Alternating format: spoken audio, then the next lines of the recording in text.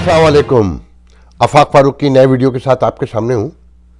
मौजू पाकिस्तानी है और आज मैं बीबी शहीद बेनज़ीर भुट्टो के एक डिस्कशन, एक कन्वर्सेशन जो थी उनसे मेरी, उसके वहाँ से शुरू करूँगा। बहुत सारे मौजूआत हैं, आज बहुत सारी बातें याद आईं, अचानक बहुत सी चीज़ें याद आ जाती हैं। तहरीक अदम एतमाद आने वाली है और बगावत हो चुकी है। पार्टी का स्ट्रक्चर पीटीआई में तोड़ दिया गया है। कराची से लेकर सूबा केपीके तक पीटीआई के एमएनएज ने बगावत के ऐलानात शुरू कर दिए हैं। सब कुछ डील हो चुकी है। नवाज शरीफ की वापसी की खबरें हैं कि वोट को इज्जत डील के ज़रिए दे दी गई है। ऐसा ही हमेशा होता आया है। फिर मुख्तसरन ग्लोबल ओवरसीज़ कन्वेंशन में कल भूल गया था, वीडियो भी लंबा हो जाता है, उस पर 1-2 मिनट का मैं तबसरा करने की कोशिश करूँगा कि मैं ख़ुद ओवरसीज़ पाकिस्तानी हूँ। फिर शिबली फराज ने परसों एक जुमला कहा था कि जी केपीके में हारने की वजह यह है कि हमारा माशरा कुछ केपीके का ज़रा क़दामत परस्त है, तो इसलिए जेयूआई को वोट दिया गया। बहुत सारी चीज़ें हैं, कोशिश करेंगे कि थोड़ा थोड़ा उसको कवर करें। शहबाज शरीफ की बढ़कें मेट्रो ऑरेंज के हवाले से, जिस पर मैं आज भी कहता हूँ कि बहुत बड़ा जुल्म किया गया था ये मेट्रो और ऑरेंज ट्रेन बनाकर, जिस पे मंथली यहाँ पीटीआई दुरुस्त कहती है कि 100 अरब रुपए की मंथली सब्सिडीज दी जाती हैं। हम मौज़ूआत की तरफ बढ़ें। जिन लोगों ने चैनल सब्सक्राइब नहीं किया है, प्लीज़ वो चैनल सब्सक्राइब कर लें ताकि उन्हें नोटिफिकेशन मिलता रहे। और मैं उन अपने करम फरमाओं का, दोस्तों का, देखने वालों का बहुत शुक्रगुजार हूँ जो हौसला अफजाई करते हैं, जो ये कहते हैं कि मैं अपना काम करता रहूँ, सब्सक्रिप्शन को ना देखूँ। मैं नहीं देखता, यकीन करें। मैं अपना दिल पिशौरी करने के लिए करता हूँ। मुझे पता है मेरे जैसे लोगों की इस माशरे में भी ज़रूरत नहीं है, जो ब्लंटली सच बोलते हों, जो किसी की हिमायत में ना हो, अपने तौर पर अपने ज़मीर की रोशनी में फ़ैसला करते हो सकता है वो गलत भी होता हो, मगर मैं अपने जहन की रोशनी से सोचता हूँ। देखिए जी, आप लोगों को अगर याद हो, 1 हफ़्ते पहले मेरे ख्याल में जब अयाज सादिक लंदन में थे तो इन्हीं प्रोग्रामों में बताया गया था कि जी वो मैसेज लेके पहुँच गए कि हुजूर पीपल्स पार्टी डील कर लेगी। इससे पहले कि उनसे डील हो, आप आ जाइए, हमसे डील कर लीजिए। और शहबाज शरीफ को प्राइम मिनिस्टर बनाने के हवाले से मामला तय हुए, जिस पर खाकान अब्बासी ने भी बयान दिया था। और कल मियाँ साहब ने भी कह दिया कि मैं बहुत जल्द आ रहा हूँ। मगर उनके कुछ इंतहाई करीबी साथी जो लंदन में ही रहते हैं, उन्होंने कहा कि मियाँ साहब गलत फैसला करने जा रहे हैं, अभी हालात उतने वैसे नहीं हुए। तो फिर मियाँ साहब को भी सोचना चाहिए। खैर वो नहीं सोचेंगे, मगर मैं अपनी बात कह देता हूँ कि देखें, नाअहली अपनी जगह होगी इमरान खान की, उनकी टीम की, मगर लड़ाई क्या है कि इमरान खान को जो गैर आइनी तरीके से आए थे ज़ोर ज़बरदस्ती पर, कहीं ये एहसास जाग गया कि DGI की तब्दीली, उनका ट्रांसफ़र, उनका तकर्रुर उनका आइनी इख्तियार है। गैर आइनी तरीक़ों से आने वाले जब आइनी हुकूक मांगने लगते हैं तो एग्जैक्टली यही होता है जो इनके साथ हुआ, जो नवाज शरीफ के साथ हुआ। नवाज शरीफ का भी मसला यही था कि वो हमेशा गैर आइनी तरीके से आते रहे हैं, ज़ोर ज़बरदस्ती पर। 2013 के इंतखाबात में इन्हीं प्रोग्राम में बताया चुका हूँ कि पीटीआई जीती थी उस वक्त, मगर उसे इख्तिदार नहीं दिया गया था। वो एक लंबी कहानी है, क्योंकि थल्ले लगा के रखना होता है ना। तो नवाज शरीफ को भी यह एहसास हो गया कि वो आइनी इख्तियार हक़ रखते हैं कि वो किससे ताल्लुकात बनाएंगे, किससे नहीं बनाएंगे, किस मुल्क को करीब लाएंगे, किससे दूर कर देंगे, और उन्हें चलता कर दिया गया। यही खेल होता रहा है। ये सियासतदान सीखने की कोशिश नहीं करते। इन सियासतदानों की सिर्फ 2 ही गलतियाँ हैं कि ये आवाम को कुछ बताते हैं, अंदर कुछ बताते हैं। ये वोट को इज़्ज़त देने की बातें करते हैं, मगर जितनी तौहीन ये ख़ुद करते हैं कोई नहीं करता। और काश छोड़ दें 80s, 90s, 70s, ये 2008 के बाद बनने वाली हुकूमतों में اگر کرپشن نہ کرتے، قربہ پروری نہ کرتے، کچھ گڈ گورننس درست کر لیتے تو آج پاکستان کو یہ دن نہ دیکھنا پڑتے۔ بے نظیر بھٹو سے ایک گفتگو آج صبح یاد آئی۔ 2002 کے انتخابات کے بعد ایک موقع پر نیو یارک میں ان سے انٹرویو میں انہوں نے انتہائی دکھ سے کہا کہ یہ اسٹیبلشمنٹ سمجھ کے نہیں دیتی، ابھی آپ لوگ دیکھیے گا کہ یہ کتنی بڑی بڑی بیوقوفیاں کریں گے، یہ 2 پارٹی سسٹم کو توڑنا چاہتے ہیں، تو یہ ایک تیسری پارٹی بھی بنانے جا رہے ہیں اور اس کی کوششیں شروع ہو چکی ہیں۔ بخدا میں اس وقت نہیں سمجھا تھا کہ وہ کون سی، میں عمران خان کے بارے میں پہلے دن سے ہی رہا ہوں کہ یہ ڈیموکریٹک فرد ہی نہیں ہے اور یہ پارٹی نہیں چلا سکتے۔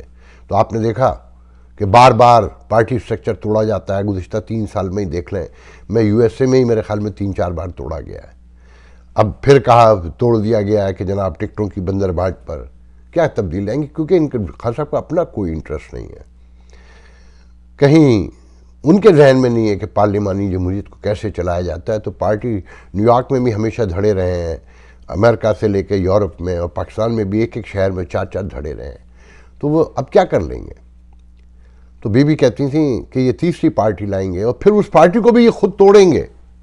تو آپ نے دیکھا کہ کل کراچی سے وہ تینوں ایم این اے، ان میں سے 2 کو میں پرسنلی جانتا ہوں، بہت قریب سے میری معلومات ہیں ان کے بارے میں، کہ انہوں نے کہا جی گیس کے اوپر بہانہ بنایا گیا نا کہ جی حماد اظہر کو تو شرم بھی نہیں آتی کہ وہ میسج کا جواب بھی نہیں دیتا کہ گیس بھی کوئی ایک گیس کے معاملے میں نااہلی ہوئی ہے، جگہ جگہ ہوئی ہے، اور حماد اظہر نے جواباً یہ کہہ دیا ہے کہ جی سندھ ہائی کورٹ نے ایک اسٹے دیا ہوا ہے کہ انڈسٹری کو دینا ہے گیس، تو ہم کہاں سے دیں؟ پھر کے پی کے میں شکور عالم سے لے کر، اب میں شکور نام ہے نا اس کا، نور عالم یا شکور عالم جو بھی، اس سے لے کر 3-4 ایم این اے وہ ہیں، پھر خاقان عباسی کہتے ہیں کہ 17 ایم این ایز نے پی ٹی آئی کے نواز شریف کو میسج کیا کہ ہم آپ سے ملنا چاہتے ہیں، پھر ساتھ میں خاقان عباسی کہتے ہیں کہ 2 پیپلز پارٹی کے اہم شخصیات بھی آنے کے لیے ہمارے یہاں بے چین ہیں۔ تو لوٹا بنانے پر یا لوٹا بننے کی اطلاع دینے پر خوش ہوتی ہیں ہماری سیاسی پارٹیاں، انہوں نے کبھی لوٹوں کے لیے دروازے بند نہیں کیے، اب پھر توڑے جائیں گے، عدم اعتماد آئے گی اور یہ کہا جائے گا کہ یہ جمہوریت ہے۔ جب ان کی پارٹی سے جائیں تو وہ جمہوریت نہیں رہتی، جب دوسری پارٹی سے آئیں تو جمہوریت ہوتی ہے۔ یہاں پر بے نظیر کے حوالے سے جب میں نے گفتگو کی نا کہ وہ پارٹی بنائیں گے پھر وہ بھی خود ہی توڑیں گے، تو مجھے فواد چودھری کا ایک بیان یاد آ رہا ہے جو پچھلے دنوں دیا کہ پی ٹی آئی تو 4 صوبوں کی وفاق کی جماعت ہے، جو کبھی پیپلز پارٹی ہوتی تھی، مسلم لیگ نون پنجاب کی ٹوٹل جماعت ہے، اس کا بلوچستان میں کوئی وجود نہیں ہے، سندھ میں نہیں ہے، کے پی کے میں نہیں ہے، اور پیپلز پارٹی ٹوٹل سندھ کی جماعت ہے۔ تو آج جی چاہتا ہے پوچھا جائے فواد چودھری سے کہ حضور بلدیاتی الیکشن ہارنے کے بعد اور مکمل الیکشن جب ہو جائے گا اس کے ہارنے کے بعد کیا بتائیں گے کہ پی ٹی آئی کہاں کی جماعت ہے، کس صوبے کی جماعت رہ گئی ہے؟ کہ وہ شعر ہے امید فاضلی کا، گھر تو ایسا کہاں کا تھا لیکن، گھر تو ایسا کہاں کا تھا لیکن در بدر ہیں تو یاد آتا ہے۔ تو وہ دن آنے والے ہیں، جس طریقے سے بنی تھی اسی طریقے سے بکھر جائے گی، اور پھر جیت انہی کی ہوگی جو یہ کھیل برسوں سے کھیل رہے ہیں، جنہیں ذرا بھی احساس نہیں ہے کہ ملک کہاں سے کہاں پہنچ چکا ہے۔ یہ ڈیموکریٹک رویہ نہیں اپنائیں گے، لوگوں میں سے، عام عوام میں سے قیادت نہیں ابھرنے دیں گے۔ یقین رکھیں کہ نواز شریف آ جائیں، پیپلز پارٹی آ جائے یا یہ حکومت کنٹینیو کرتی رہے، مسائل حل نہیں ہوں گے، کیونکہ جو نفرتوں کے تقسیم کے بیج بو دیے گئے ہیں وہ انتہائی گہرے ہیں۔ ٹویٹر دیکھیے، باقی سوشل میڈیا دیکھیے، فیس بک سے لے کے لنکڈ ان تک، تو آپ کو احساس ہوگا کہ لوگ ایک دوسرے سے اس سیاسی نظریات کی تعصب میں کہاں تک جا چکے ہیں۔ یہاں کے بارے میں خبریں چھاپنے سے کچھ نہیں ہوتا ہے، وہ یہاں کے مسائل شاید حل ہوتے کہ یہاں ایک کتاب چھپی جس میں کہا گیا ہے کہ خانہ جنگی کا آغاز 6 جنوری کے واقعات سے ہو چکا ہے، اور جو معاملات خراب ہوتے جا رہے ہیں اس ملک میں خدا نخواستہ خانہ جنگی ہوگی۔ پاکستانی میڈیا میں اسے بڑا اٹھایا گیا ہے۔ آپ کے یہاں جو عدم اعتماد آ رہی ہے، میرا جملہ یاد رکھیے گا کہ یہ جو پی ٹی آئی کا کارکن ہے یہ بہت وائلنٹ ہے۔ ابھی موجود ہے، ختم نہیں ہو گیا ہے مکمل، پنجاب میں موجود ہے، سندھ میں تو کبھی نہیں تھا، کراچی میں یہ کبھی نہیں تھا، بہت مختصر تعداد تھی ان کی۔ تو وہ شبلی فراز پر مجھے یاد آیا کہ جناب ابھی تک گفتگو یہ ہو رہی ہے نا کہ کیوں ہارے، کیسے نکالا۔ یہ دوسروں کا مذاق اڑاتے تھے کہ مجھے کیوں نکالا، تو اب خود بتائیں کہ انہیں کیوں نکالا۔ تو شبلی فراز کہتا ہے کہ دراصل یہ ایک قدامت پرست معاشرہ ہے کے پی کے، تو جے یو آئی کو ووٹ دیا۔ یہ قدامت پرست معاشرہ نہیں ہے، یہ کنفیوز معاشرہ ہے کہ کوہاٹ میں کوئی چاہت بلوچ ہیں، ان کے ایک شادی میں ڈانس کے موقع پر 2 گروپوں میں اتنی لڑائی ہوئی کہ 6 لوگ مارے گئے۔ تو فیصلہ ہوا کہ جناب ان کی وجہ سے قتل ہوا ہے تو چاہت بلوچ کو صوبہ بدر کر دیا جائے۔ وہ چاہت بلوچ جو اس سے پہلے بھی 16 افراد کے قتل کی وجہ بن چکے ہیں۔ اور واضح کرتا چلوں کہ چاہت بلوچ جو ہے یہ تیسری جنس ہے، یہ ہے قدامت پرستی۔ اسے غور سے دیکھیں کہ ہم کہاں کھڑے ہیں اور ہم کس ایرا میں زندہ ہیں، کس دور میں ہیں موجود ہیں، اور ہمارے حالات زندگی کیا ہے۔ علامہ الحفیظ، کبھی کبھی سوچ کے یقین نہیں آتا، جب تک ہم ریلائز نہیں کریں گے، ہماری لیڈرشپ ایمانداری سے سامنے نہیں آئے گی۔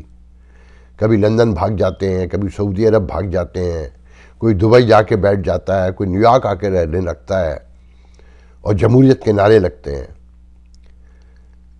خان صاحب کو جیسے بھی لایا گیا انہیں ٹینور پورا کرنا دینا چاہیے تھا۔ کہیں تو مثال بننے دیں، کسی موقع پہ تو بننے دیں۔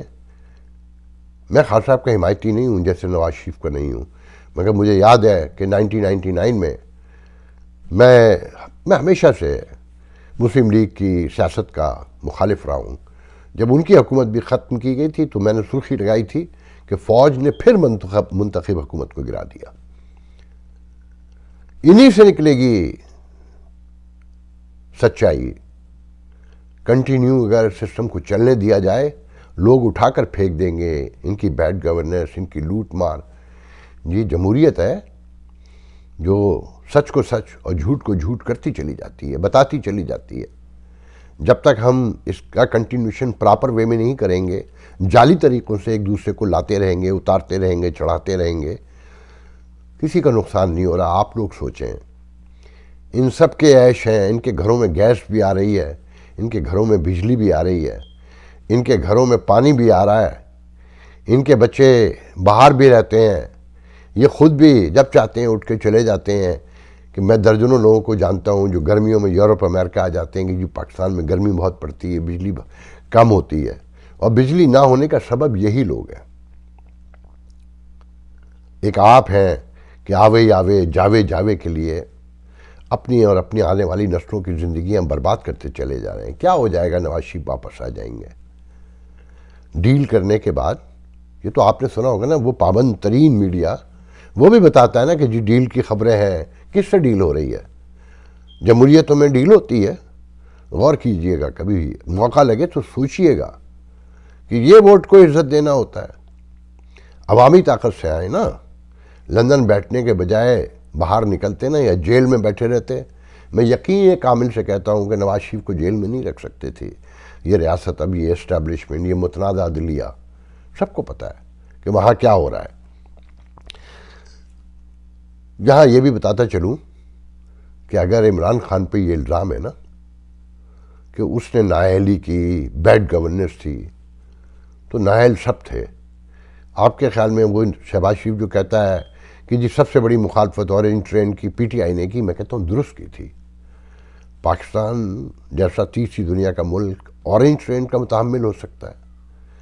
یا میٹرو کا، جس نے سینکڑوں ایکڑ، ہزاروں ایکڑ زمین مین شہر میں ضائع کر دی؟ یہاں ہائی وے بھی تو بن سکتا تھا، ٹریفک کی روانی قائم رکھنے کے لیے زیادہ سہولت ہوتی، اور جتنے ارب لگا کر 10 20 15 40 بسیں چلائی گئیں، اس سے تو 400 بسیں آ سکتی تھیں، بلکہ 800 بسیں آ سکتی تھیں، پنجاب کے اور شہروں میں بھی جا سکتی تھیں۔ میں نے تو نیو یارک میں، لندن میں، پیرس میں، یہ سب میرے دیکھے ہوئے شہر ہیں. میں نے تو ایسے خصوصی بس اسٹیشن نہیں دیکھے کہ ہر 2 مائل کے بعد ایک اسٹیشن آتا ہو پورا جیسے ریلوے کا ٹریک چل رہا ہے. عام چھوٹے سے بس سٹاپ ہیں، لوگ کھڑے ہوئے ہیں، بس میں بیٹھتے ہیں، چلے جاتے ہیں، سروس دیں. مگر نمود و نمائش کے لیے، کرپشن کے لیے اس طرح کے منصوبے لائے جاتے ہیں. تو بہرحال آپ لوگ دیکھیں. میرے آخر میں بس اتنا بتاتا چلوں کہ کل رضا ربانی نے جو سینٹ میں تقریر کی ہے، یہ پیپلز پارٹی نے کرپشن کاش نہ کی ہوتی، یہ قوم پرست جماعت نہ بنتی تو پارٹی ایک ہی تھی جو سمجھتی تھی، جس کے لوگ بولتا جانتے تھے، جو معاملات کو سمجھتے تھے. کہ رضا ربانی نے کہا کہ باڑ لگنے سے روک رہا ہے طالبان اور ہم چپ ہیں. ان سے مذاکرات ٹی ٹی پی سے بھی کر رہے ہیں مگر ریاست بتا کے نہیں دے رہی کیونکہ پارلیمنٹ کو مانتے نہیں ہیں.